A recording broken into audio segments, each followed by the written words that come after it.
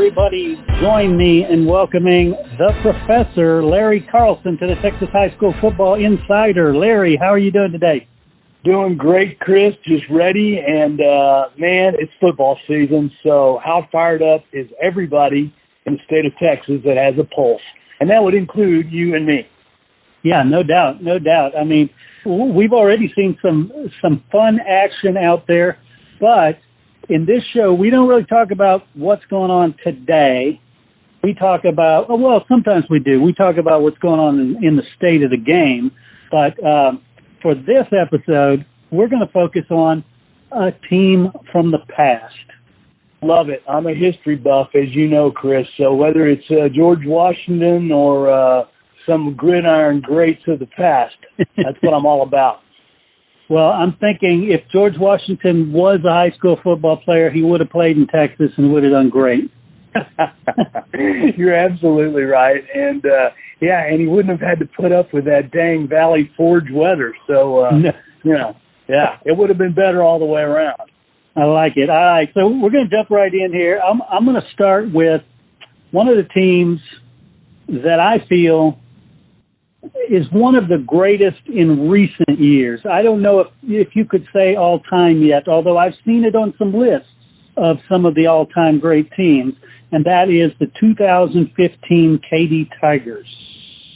Sounds like a great choice to me, Chris. I'm intrigued and ready. So the 2015 Katy Tigers, what people will probably remember is they were a good team. They won a state championship. They went 16-0. But that kind of doesn't even narrow it down when you're looking at Katy. Wow. How many times has Katy been in the finals in, like, the past 25 years? I don't know. I should have looked that up. But because that stretch against South Lake Carroll where they lost a couple, right, they were still there. This, however, was their 8th state title win. They were the first one to get to 8. And this team, although Coach Gary Joseph, he puts together teams that always have a great running game, a solid passing game, but superb defense. And you cannot find a better defense in state history. Well, you probably can, way back somewhere, than this 2015 team. They had 10 shutouts. Yeah, I mean, talk about a seriously, and this is a 6A level. That's monster statistic, Chris, because, I mean, we're talking about now in an era of even when, middling and bad teams average 30 points a game that they score. Yeah. So that's one of the greatest stats I've heard in a long while, actually. Congrats on that one. The offense put up 778 points, but they only gave up 18 points in the regular season. Postseason was a little stronger competition. They gave up 44 across the 6 games in the playoffs. Man, who were some of the notables on this particular squad? On this squad, the one that stood out was Kyle Porter, running back. He was a senior. He had almost 2,000 yards, and this was coming off another season where he had, well over 1,000 yards the year before, 37 TDs. He was the first-team All-State running back, ended up going to UT, a couple years at UT, then he transferred to the University of Houston. But he was just a man among boys. He really was. He was fun to watch. I remember now watching him on TV some, and at Texas and U of H some. Yeah. Obviously, but when he was playing for the Tigers, mm-hmm. I mean, as you said it, I mean, he was hands down the best high school running back there was. That doesn't mean he was the number one prospect in the nation or something, but as far as high school running backs go, he wasn't a huge guy, but wow, he had the numbers. He did, and he had a good quarterback, Garrett Doran, 2,500 yards passing, 27 TDs. His favorite target, Tony Mullins, 70 catches for over 1,100 yards. So, offense was there. But, again, I mentioned defense. Defense was so fun to watch. I think the one that got the most press was Paddy Fisher, the linebacker, partly because he had a cool name. That is a cool name. But my favorite player on their team was the strong safety Holland Wilder. And I remember seeing him in a game early in the season thinking, wow, he's come a long way, because I had seen him the year before and thought, this kid's going to be good. But then I saw him this season, this 2015 year. I can't remember which team it was I saw him against. I think it was the Woodlands or something like that. And he was everywhere. I mean, he's playing strong safety, but he's making tackles out in the flats. He's making tackles in midfield. He's knocking away passes, on deep passes. He's in the backfield sacking. He was everywhere. He was such a fun guy to watch. I'm wondering, Chris, how many coaching clinics that Katy's defensive staff got invited to, kind of in the off season and next summer for the, Coaches Association convention, that kind of thing. Because that's the one thing nobody seemed to unlock lately in most cases.